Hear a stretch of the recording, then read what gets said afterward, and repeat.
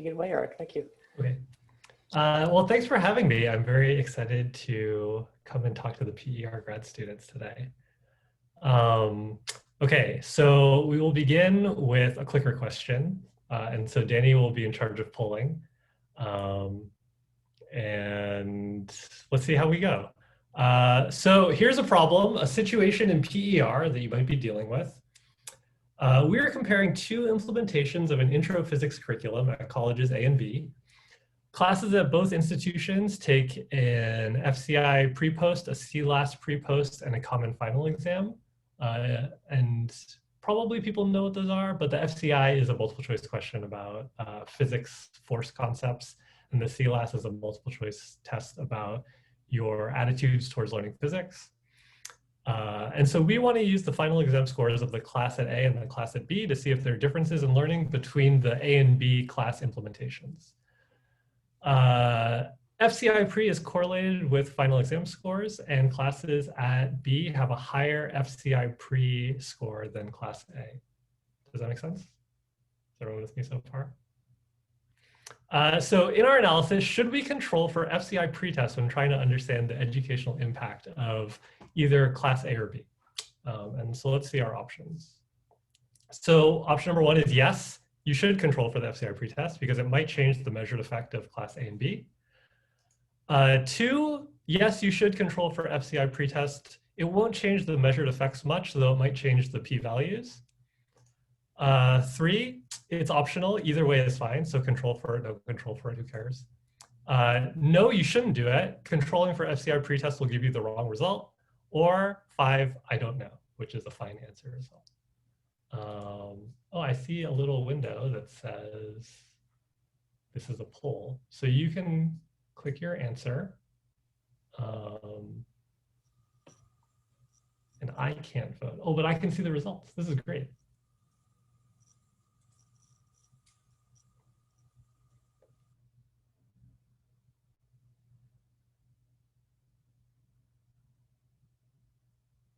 All right, I'll give you 10 seconds to finish. Just give your best guess after 10 seconds. 5, 4, I can see how many people voted. 3, 2, 1. Okay, let's stop. If you haven't voted, that's fine.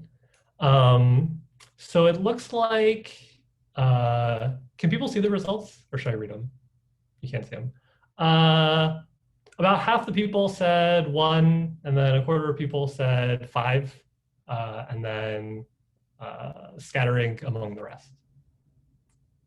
Okay. So that is one question to get us started. So here is another question. We'll talk about the answers to these. So we're testing to see if physics GRE or GREP can predict PhD completion of physics grad students when also taking into consideration things like your undergrad GPA and your quantitative GRE score. Okay, and you might want to know this because you might want to know, should we use the physics GRE in admissions, because maybe it predicts something about how well people are going to do in grad school or not. So we'll perform an analysis predicting PhD completion using GREP, the physics GRE, undergrad GPA, and the quantitative GRE. So if there's a predictor that's not significant, we'll argue that we shouldn't take into account in admissions because it doesn't predict how well people are going to do in completing their PhD.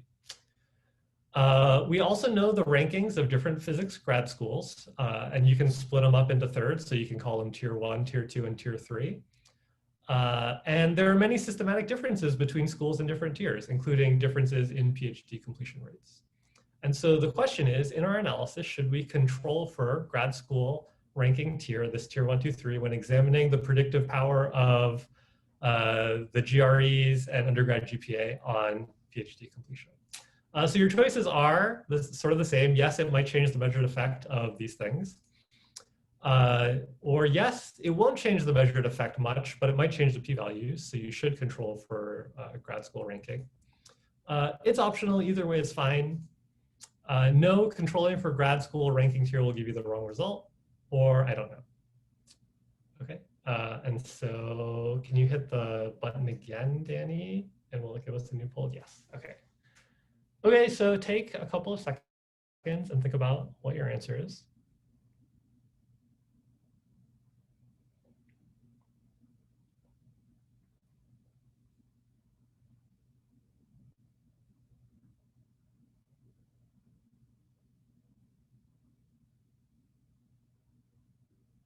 Okay, this is not graded, so I'll just give you 10 more seconds for you to think about it, and then we can move on.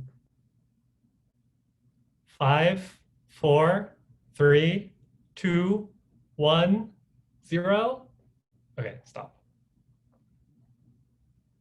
Okay, so it seems like, again, people are voting for 1 and 5 with a smattering in the middle. Okay, cool. So yeah, thank you for answering these questions. So why are we doing this? Well, because these are really hard questions. And so I was trying to come up with sort of the way to get into this talk, right? And so you hear this thing that people say, correlation is not causation. Well, it turns out correlation is sometimes causation and sometimes it's not.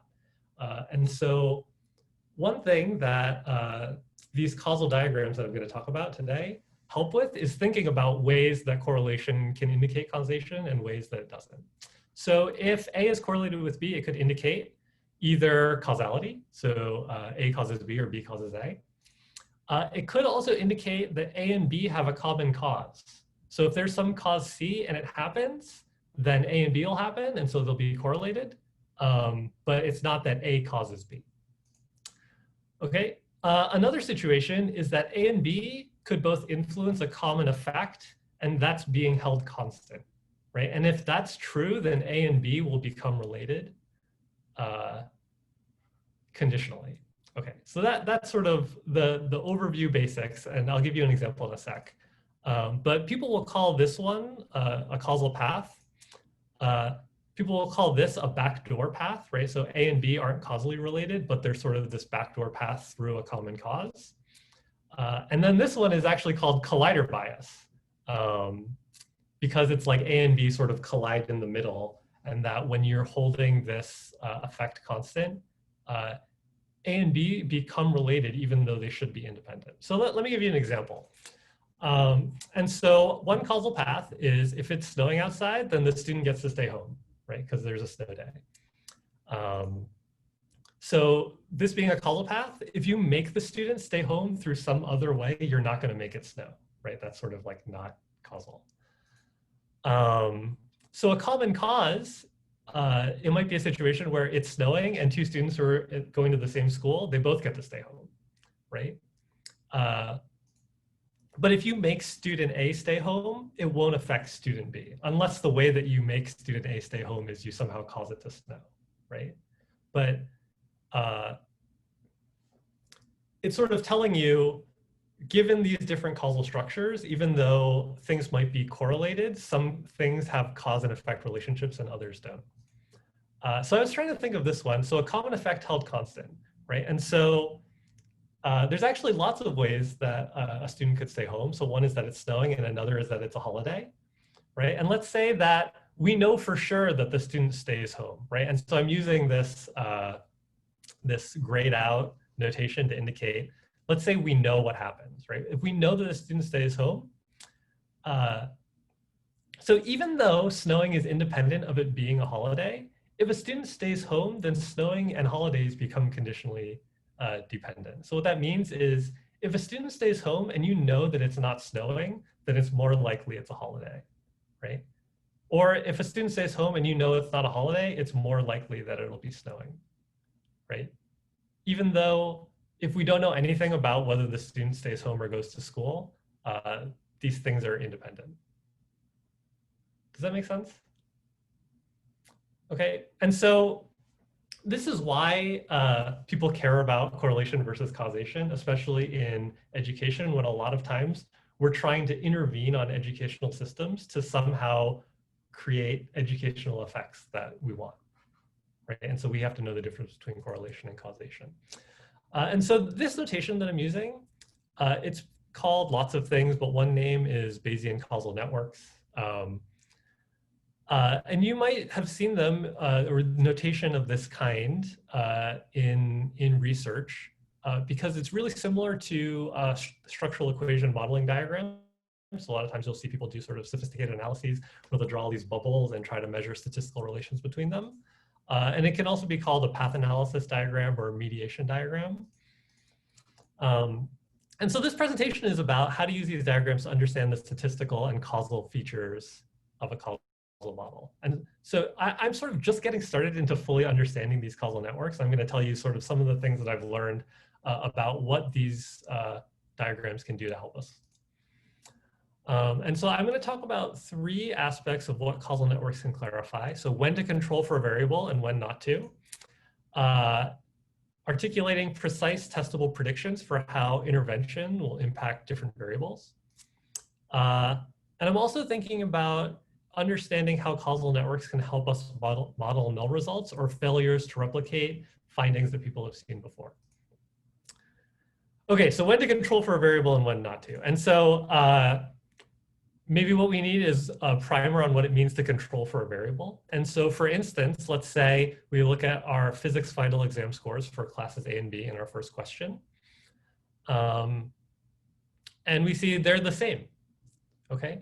So you might want to control for something like pre-FCI because there might be systematic differences in pre-FCI for classes A and B. And so this is where I look for the mouse. And instead, I hit a button that screws up my computer. Well, that's interesting.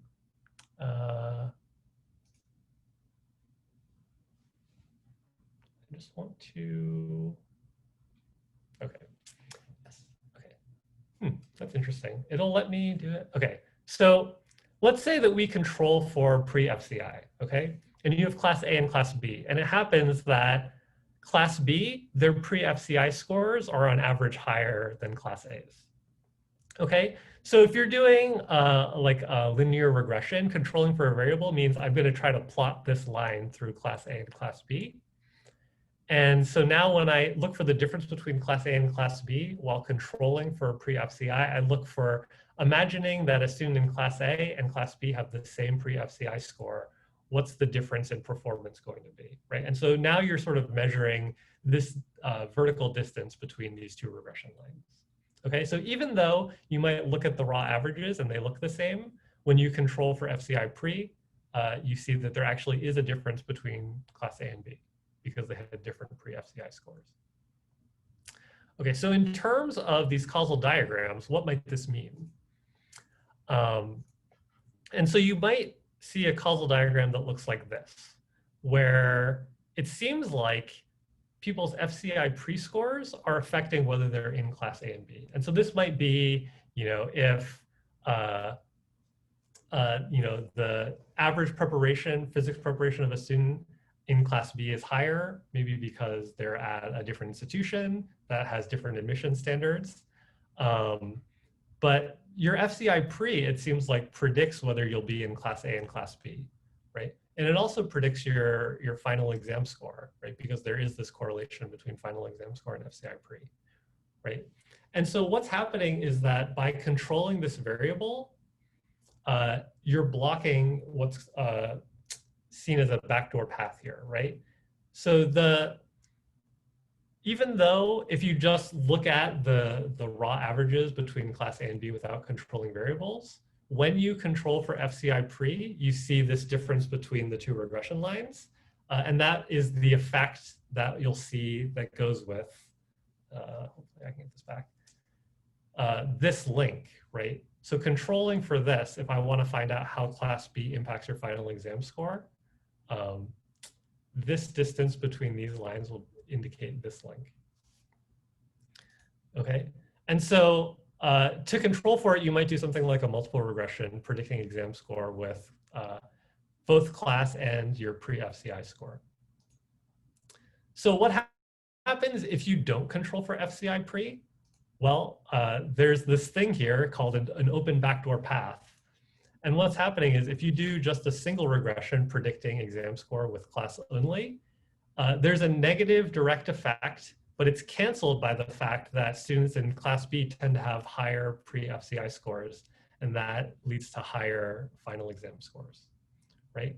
And so that's sort of diagrammatically what's going on, right? If without controlling for FCI pre, we see that there's this common cause relation and open backdoor path that confounds your understanding of what this comparison means. Okay, so a harder one is to understand this physics PhD study. So this was actually a study that was published by Miller et al. In I think it's actually 2019, in Science Advances. And what they did is they did this big model, and they were using all of this data from physics grad schools to try to understand what predicts doctoral completion. Right? So they had students' undergrad GPA, they had their GRE quantitative, verbal, and physics, and they had the grad school tier, which they split into tier 1 and tier 2. And then if you're not in either, then you're in tier 3. And then they had a bunch of other demographic variables that I'm not going to include here. But the interesting thing that they found was that if you look for all students, the physics GRE didn't predict PhD completion once you included all of these other factors, right? And so, you know, which tier of graduate school you were in was predictive, the quantitative GRE was predictive, your undergrad GPA was predictive, but not physics GRE. And so there was a commentary written about this study, which said you basically shouldn't include the physics grad school ranking, right? And so they said, well, what you did is you did this analysis where you included all these predictive variables, and these links that are drawn are the significant links. And so there wasn't this significant link between GRE physics and physics PhD completion. But they said, actually, what happens is these variables, they go into what grad school you get into, right? These are sort of the admissions criteria that people look at, right? And so these actually have a causal relationship with school rankings here. But then there's also other things that are used in grad school admissions that aren't included, right? And so if you have prior research experience, that's a really important thing that people look for. And if you have good recommendation letters, that's also a really important thing that people look for, right? And they're not just looking at your GPA or your GRE scores, right? So these should also impact which grad school you're getting into, right? And it seems like they might also have predictive power on whether or not you complete your physics PhD. Okay, so there's a really complicated thing going on, but actually there's, it's very similar to this collider bias example. So if we think about one particular school ranking tier, so if you think about the tier 1 schools, which are the whatever the ranking system they use, but just these grad schools that are highly rated. So within tier 1, if you're a student in tier 1, if you have a lower GRE score or a lower undergrad GPA, you're more likely to have prior research or strong recommendations, right, than other students, right? Because we're saying pick all the students who are in tier 1, right? And so the consequence is that this is going to lessen the predictive power of undergrad GPA and GRE on PhD completion, right? Because if you have a lower undergrad GPA, right, that might on its own predict that, you know, maybe it's you're less likely to complete a physics PhD program. But actually also, if you have a lower GPA, you're more likely to have more prior research experience or stronger recommendation letters, right? And that would predict maybe that you are more likely to complete a PhD, right? And so one thing that's happening here is that by controlling for your school ranking tier, right, you're causing this bias that's correlating GPA with other variables, and so it might be canceling out effects of these variables. Okay, so it's very complicated, it turns out, but by drawing these diagrams and getting good practice with using them, there's sort of clear diagrammatic rules for unconfounding analyses, okay? So if there's some backdoor path variable, if there's some variable that's a common cause between your predictor and what you're trying to predict, you should control for it. But you shouldn't control for colliders, unless you can also control for those alternative causes, right? And so the problem was that in this study, they didn't actually take into account or have any measure of people's prior research experiences or their recommendation letters, right? And so because they didn't explicitly include them in the model, they ended up with this funny confound when they did the analysis. Okay, so I'm briefly just going to talk about these other two directions. And so one thing that I'm very interested in is sort of how do we use these models to articulate precise testable predictions for interventions, right? And so in this study, is it clear that we should or shouldn't use GRE physics in PhD admission programs? And so you can imagine, what if we just take away this link between GRE physics and school ranking tier, right? And so we just don't tell people they need to even do the physics GRE, right?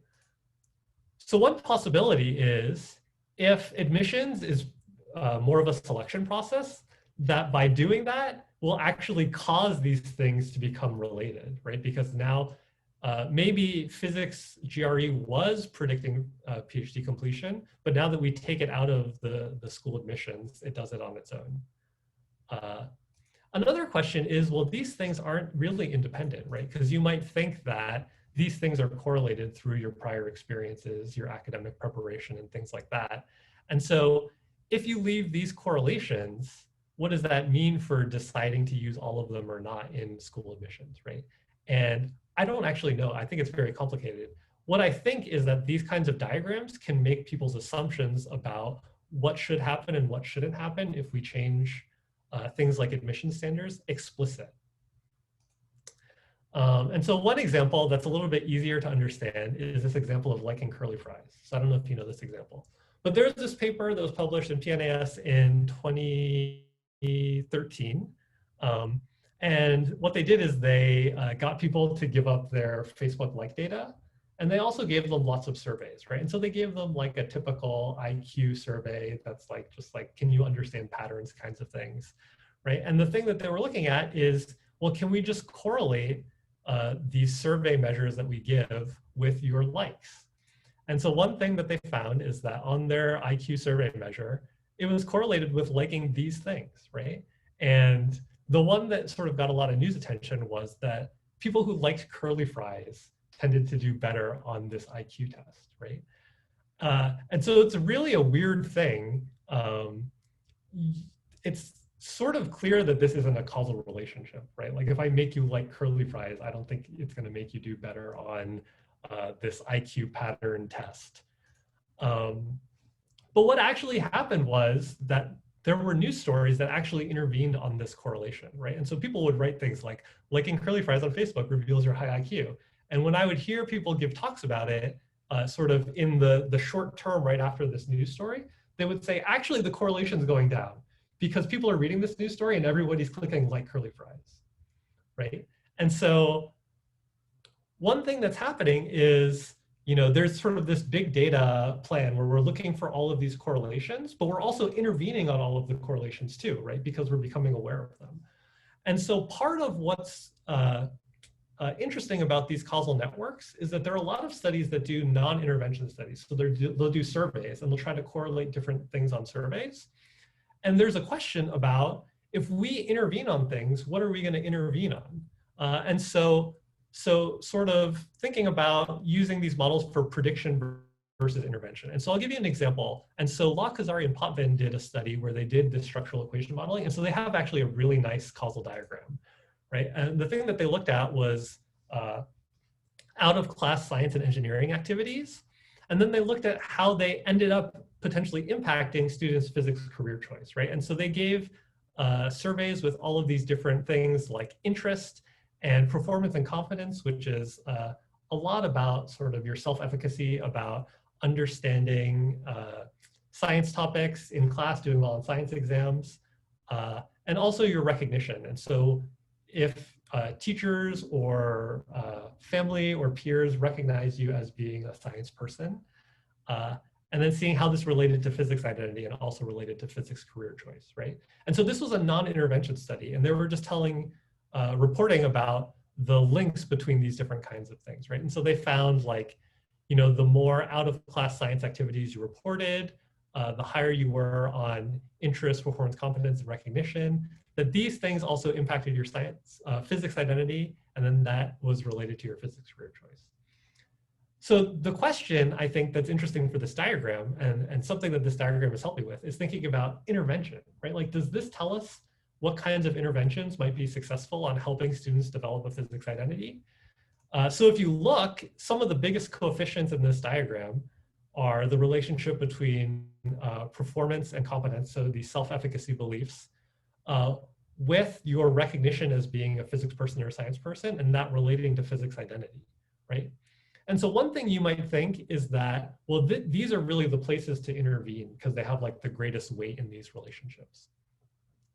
Okay, but you might also think, well, we want to engage on sort of the root cause, the out-of-class science and engineering activities. And so maybe we can do an engagement that just gets more people to do these out-of-class activities. So in their paper, some of the out-of-class activities were like, I like explaining things to my friends and family. And so maybe you're not intervening on that, but maybe you can intervene in more formal, informal, out-of-school efforts, if that makes sense. So maybe there are clubs, or maybe there's museums or other things that you can engage more people in to get them into these out-of-class activities. And maybe that will propagate through and increase physics identity. Another possibility is maybe you could enhance science engagement efforts that'll increase the weighting of these links, right? And so maybe you could try to enhance science activities to give people a greater feeling of self-competence and self-performance, or maybe that they'll have a greater feeling of being recognized as a science person, right? And so those are two different ways already that you can think about how interventions might impact this system.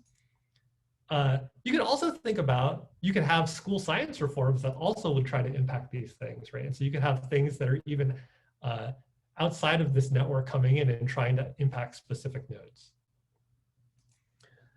Okay, and so I'm just getting started thinking about this, but I think this is a powerful way to make these sort of predictions explicit and thinking about testing models with interventions and really sort of holding yourself to these tests, right? And so if interventions work as predicted, then your understanding of the model sort of works, right? If you say, I think I'm gonna do an intervention and it's gonna change these links, and if you measure that, then it seems like we sort of know what's going on. But it's possible your intervention isn't going to have any effect. And that happens to me a lot, actually, where I try something out and it's like, oh, well, it didn't really help anybody. So maybe your understanding of your model is weak. So maybe you can't intervene on it in the ways that you think, or maybe your intervention design is weak. And if you just iterate the materials, that will help it have a bigger effect. A third thing is, if interventions affect the system, but in ways different than you predicted, then something is still missing from your understanding of the intervention or your system, right? And so I think there is this, by drawing out the sort of explicit process through which these things are related, it gives us sort of a more fine-grained understanding of whether or not we're intervening in this process in the way that we think. Okay, I'm going to try to briefly go through this and just talk about how I think modeling null results in general and failures to replicate can be folded into this effort. And this is related to a paper that I wrote with Luke Conlon and Nicole Hallinan. And so there's this replication crisis in the social sciences. I don't know if you've heard about it, but there was this study that was done in 2015 where 100 studies that were published in 3 psychology journals were replicated. So they basically read the papers and tried to do exactly those studies. 97% of the original studies had significant results, and 36% of replications had consistent significant results, right? And so 36% roughly are replications decided, depending on how you count it, right? And so this kind of thing has been called the replication crisis, where we publish a bunch of papers and then we try to do them again, and we don't replicate them, even though there's sort of this feeling like if you publish a paper and you get a consistent result, then it should be replicable. And so there have been proposals to combat this so-called replication crisis. One big one is that now people are pre-registering their studies, right? And so you'll write ahead of time, this is what I'm gonna do, this is what I'm gonna measure, and this is the analysis I'm gonna do. And it's sort of an anti-p-hacking tactic, right? Because people are very worried that by p-hacking, you can always sort of find a significant result. but that whatever that significant result is might shift around or not be significant depending on your study, right? There isn't a reliable effect. Some people have said, well, what we should do is make the p-value criteria stronger, like only p less than 0.001 is significant, right? And this is like really minimizing chance. And what this will do actually is it will just significantly decrease the number of significant effects people are allowed to talk about. So those are two approaches that have happened. I think this third one that's more in line with this causal networks approach is a sense of deeper modeling of variation, right? And so this replication study, what they wrote about was that it's too easy to conclude that successful replication means that the theoretical understanding of the original finding is correct. Direct replication mainly provides evidence for the reliability of a result.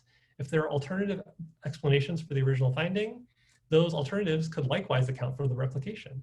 Understanding is achieved through multiple diverse investigations that provide converging support for a theoretical interpretation and rule out alternative explanations. It is also too easy to conclude that a failure to replicate a result means that original evidence was a false positive. Replications can fail if the replication methodology differs from the original in ways that interfere with observing the effect, right? So this is a lot, but a lot of what they're talking about is there could just be variations that weren't in your original story, right? If you try to replicate this somewhere else, things are going to be different. Your implementation is going to be different. The people that you replicate this study with are going to be different. And you just can't take that into account when you do a single study, right? And so I think, a lot of what can be understood in terms of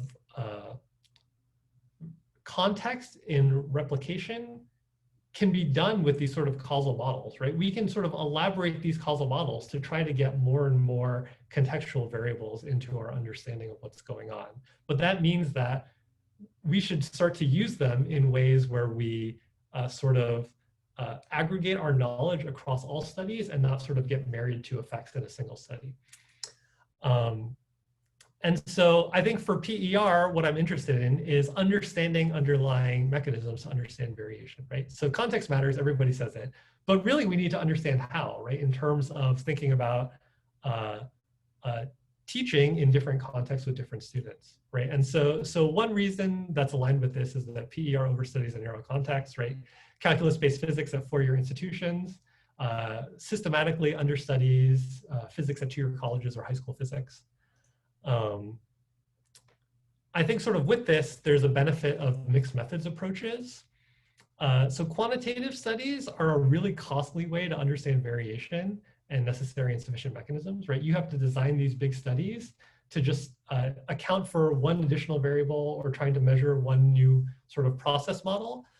Qualitative studies, they really offer a richer data source to understand key contextual features and mediating processes, right?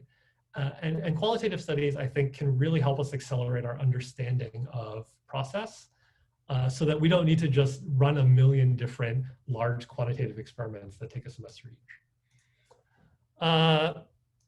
Right, and so in summary, these are sort of three ways that we're thinking about currently using these causal networks to help us understand when to control for things, how to articulate exactly how our interventions are going to work and be able to test those, and also help us understand null results and failures, not in terms of failures, but in terms of helping us understand maybe contextual differences in implementation or in our student pools that will help us understand how things will work. Okay, thanks for listening. Silent muted applause, thank you. Thanks so much, Eric. That was really fantastic. I think what we've done in the past is just invited people to speak up if they have questions. So if you do have a question, please turn on your mic and ask. Go ahead, Will. Yeah, thanks. Could you go back to slide 19? That was the one where you had the network showing the, I was just intrigued by this. So the arrows are like the causal, right? Like the A to B and B to A that you had earlier on, right? Showing like which one causes the other effectively. Mm-hmm. So I was really intrigued that the arrow goes from performance / competence to interest and not at all the other way around, which kind of blows my mind because I would assume that interest would cause performance in some way, but I guess not. That's really, I don't know, I just thought that was interesting. I don't know if you have any comment on that, but kind of cool. Yeah, I think that is a good question. And I think, there are lots of alternative models that represent the same statistical relationships, right? And so I think, the authors of this study, they rely on a lot of their past work to say, this is the kind of model that we were working with before, and we're going to continue with that. But I think one benefit of being forced to write down these diagrams is that we can come in and say, actually, I think these things are related, but in a different causal way.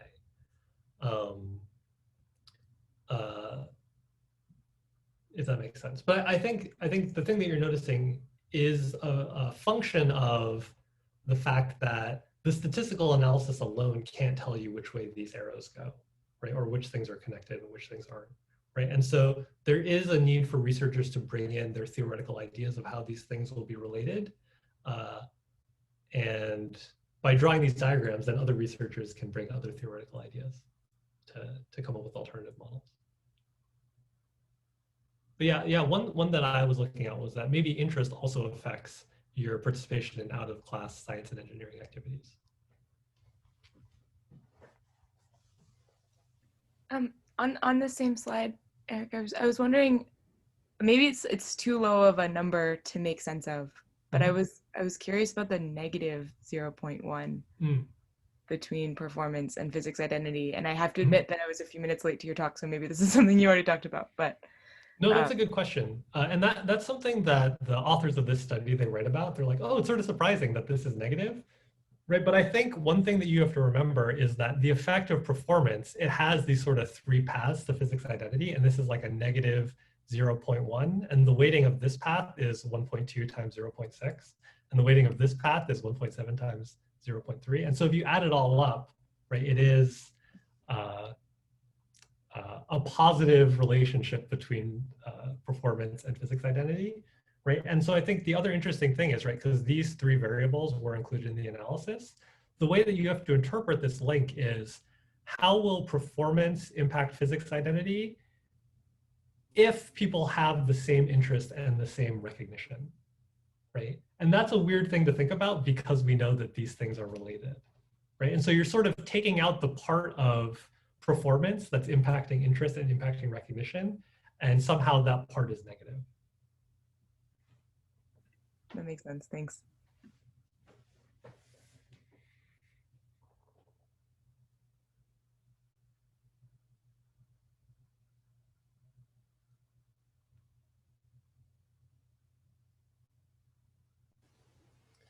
Eric, I've got a question. I was wondering, because you sort of conclude by saying that it'd be really great if we can sort of bring in some of these qualitative methods to sit side by side with our quantitative results. I'm wondering if you can tell us a little bit about how you would go about designing an investigation that sort of takes into account both of those things from the beginning. If that makes sense. Yeah, that's a good question.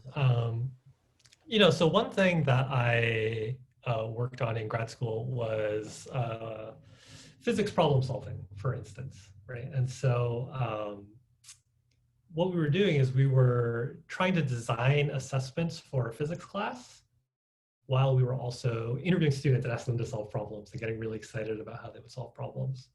And so I think part of what was happening is, we had sort of this sense that mathematical ideas and physics ideas are coming together. And I think that the qualitative research sort of helped us understand the ways that that was happening. So sometimes in ways that we sort of expected and designed for, but sometimes in ways that we didn't. And I think just by engaging in that qualitative analysis helped us as designers understand what we were trying to assess and teach. Right, and so, recently I wrote a study that was sort of like purely a quantitative study of math problem solving skills in different sort of physics classroom implementations. But a lot of that work in understanding, like, what are we even assessing and what are we even trying to teach, I think came out of the qualitative work. Another example is studies of epistemology, right? And one of the earliest studies I know is David Hammer's dissertation, where he just interviewed like, 10 or 15 undergrads about their epistemologies, right? And that sort of sparked a lot of the ideas that got put into surveys like the MPECs and the CLAS. So those are two examples that I know about. Thanks so much. Other questions? I have another one if that's all right.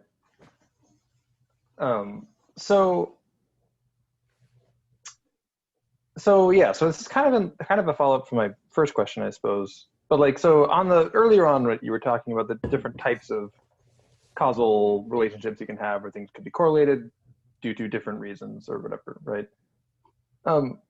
So on these, so the performance, competence to interest, or really any of these links, right? Is that arrow effectively like the 1.7 there? Is that just saying these are heavily connected? Like if one exists, the other one probably is often existing alongside of it. Is that arrow just a guess by the researchers, or is there like a way that they determine which way they want that arrow to go, if that makes sense? Or are they just things that are heavily correlated? Mm-hmm. Yeah, that's a good question. So, so in this kind of analysis, right, you have all these variables. You have 1, 2, 3, 4, 5, 6 variables, right? They're all correlated, right, with each other somehow. And so the researchers are specifying a theoretical model, and then they're analyzing those relationships, right? And so, like when I'm putting interest as being here, I'm saying when you predict interest, make sure you use out-of-class science and performance competence, right? And so, the multiple regression version of this is predict this using this and this, right? But don't use these other things, right? Predict physics identity using these 3 things, but not career choice, right? And so researchers are making that decision about what to put into their model. And then one thing that you can do is you can say, okay, well, how well do the relationships across these different variables fit this model, right? And then I can run alternative models and see maybe does it have a better fit? And so people will get into a thing where they'll statistically try to tell you which thing is the best fit. And other times people will say, theoretically, this is the best fit, right? Like it really should be like this. And so there isn't a clear sort of procedure, right? Like that is the thing that we should get in discussion about, right? Because that's where like really we have too many degrees of freedom. You can choose sort of whatever. And it's really got to be sort of both. You've got to make a theoretical model that makes sense, but also fits the data. Thank you. Sure.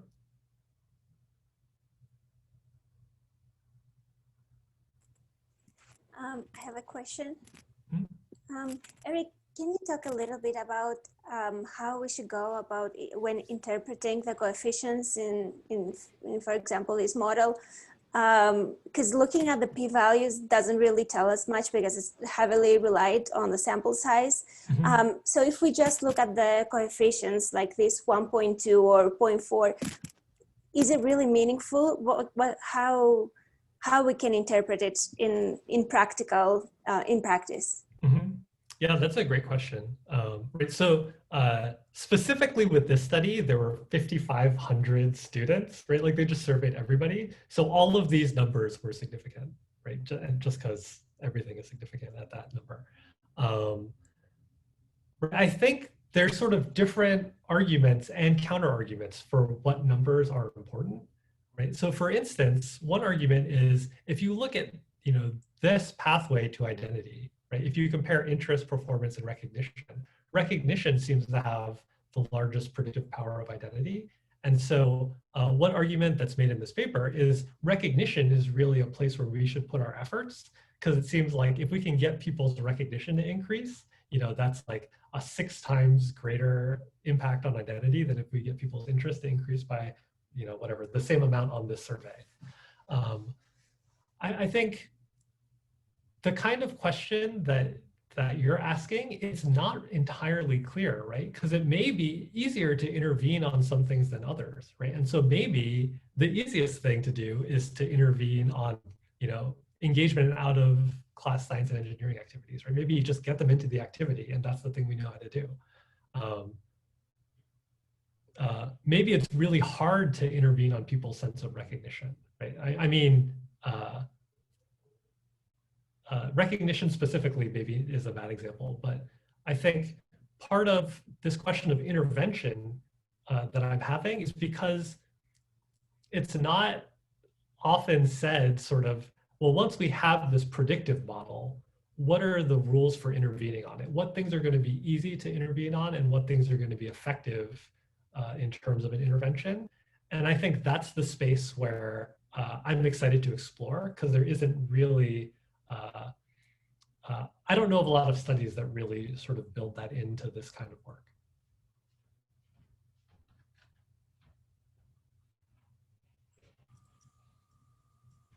No, I have a question. Oh, yeah.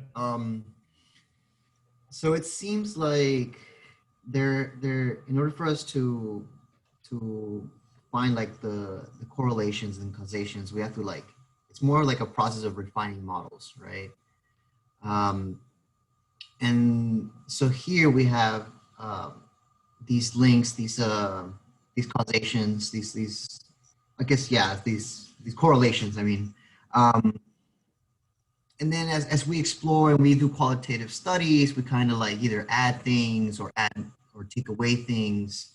And what I'm wondering is it just seems like it's this iterative process, because even this model that's from Hazari, I think they got it, they started this identity from Science Identity, which is Angela Johnson's work. And she's probably I think she was taking things from social cognitive theory and stuff like that. And so we kind of keep refining these models and then doing these qualitative studies and then quantitative studies. At what point do we jump in and say it's all right, this is going to be a good enough model for us to start off, and then now we can start refining and maybe doing a qualitative study and asking questions to come up with new things. But at what point do we choose this is going to be our starting point, or what is the steps? What does it take to choose that starting point for a model? That's a great question. I don't think that's purely sort of a consideration in terms of the model, right? I think, there's a lot of reasons to just try out interventions, even though you don't know everything, right? Because the need is so great that you should try something, even if your understanding is incomplete, right?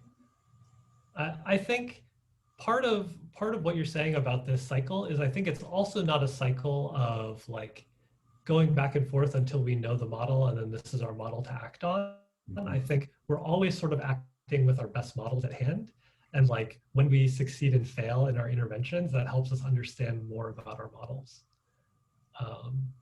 Right, so even though, our understanding of physics identity may not be perfect, I think recognizing some of these relations gives us a way into understanding what we might intervene on. We might intervene on recognition as one of these key things. And then if we go and do that, we can go and measure the outcomes, right? And so we can see if we try to measure the same model again, but now having intervened in a certain way, do we get the same things or are things different, right? So I think maybe, we have to act because our understanding will never be good enough, but by understanding the consequences of those interventions, it can help us get sort of the variation we need to understand these models.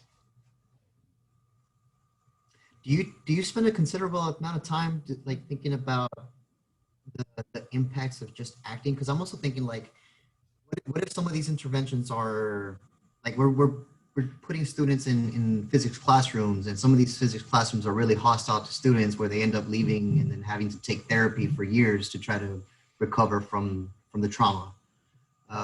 Yeah, we have to try things as academics, but we're also dealing with people's lives. So to what extent do we consider that, or at least do you consider that when finding a start or choosing a model, a starting model?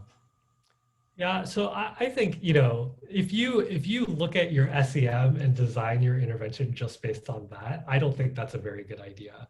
I think, you know, one thing that PER is good at in terms of like, how do we act effectively without drawing out the model with the bubbles is sort of design. And I think, so like for me, when I make an intervention, right, a lot of times it's like, I'm just trying to make, you know, some aspect of this physics course better, right? And so I think it sort of has to pass a smell test. And there is sort of a formal sense of uh, like it has to sort of like in an explicit theoretical way make sense. But I think also people have lots of informal ways of assembling a lot of information that's known in PER and experientially to make things that make sense, right? And so I think, right, it's not like let's program the computer that knows this model to make the intervention. I think maybe it's the other way where by drawing out these models more explicitly, we can get a handle on sort of what are the intuitions that people have about what is a good and bad thing to do, right? Because a lot of times, you know, there are things that it's like, this thing has really high learning gains, but I don't want to do it here, right? And why don't I want to do it here might be something that doesn't appear in the formal model yet, but maybe should in terms of design. And, you know, I think I was talking about the Canham and Sid paper, right? And I think their case is making a lot, right? Like taking into account your context in the design, right, is more than just saying do active engagement. Yeah, definitely. Thank you so much for that response. Appreciate it. Okay. I hope that made sense. I started Yeah, no, it and then definitely. at the end we sort of got to something that made sense. Yeah, no, and again, like these are hard questions, right? So no, thank you so much for that response. Yeah. But I think, right, the thing that is good about PER is it's like it's not so formal that it's like willing to use your formal theory in place of like instructional common sense. But I think going the other way, we can sort of draw on that design knowledge and instructional common sense to help us formalize our theories.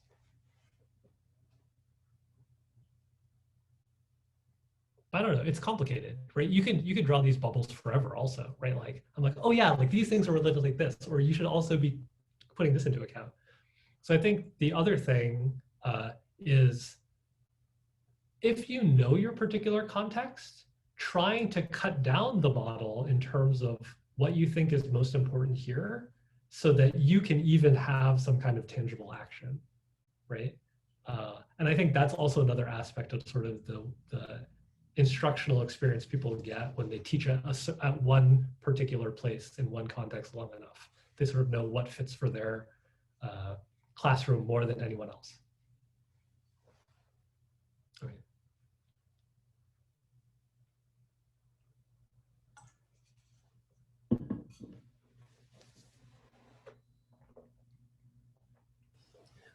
Let's do one last call for questions. Speak now or forever hold your peace. I mean, you could just send me an email or something if you think of a question later. It's not so dire, Danny. Okay, hold your peace for a few minutes. Seeing nothing at this point, Eric, did you want to mention the postdoc? I think there might be some people who are interested. Yeah, the University of Illinois is hiring a postdoc position.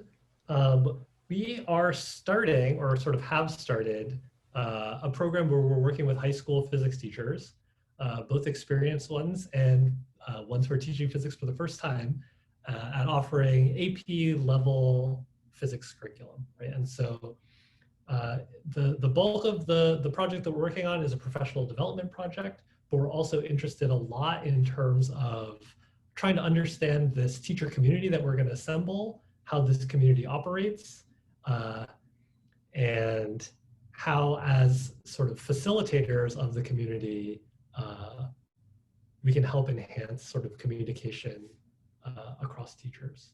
And so a lot of the work will be sort of helping to implement the PD and working with teachers. And then also right now, because we're not going into classrooms, we're looking a lot at these PD sessions. We have a lot of Zoom video recordings, and we're trying to break down sort of teacher interactions and understand what's happening when we just throw teachers in a room together. In the future, we're also interested in studying, what's happening in these classrooms, what are students getting out of them, and also tracing what students do after they graduate. And so getting this AP style physics experience, are they more likely to go into a STEM career or college major? So yeah, so if that sounds interesting, you can get in contact with me and ask me lots of questions. And I think the applications are due on the 28th of February. So there's time still. Just a show of hands, how many people here are thinking about graduating soon and getting a job? Good, good, good.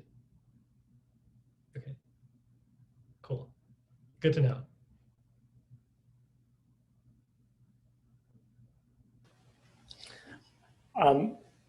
Thank you so much, Eric. This was fantastic, tremendously informative. Let's give our speaker a round of applause. Yeah, thanks for having me. Very happy to talk about these ideas.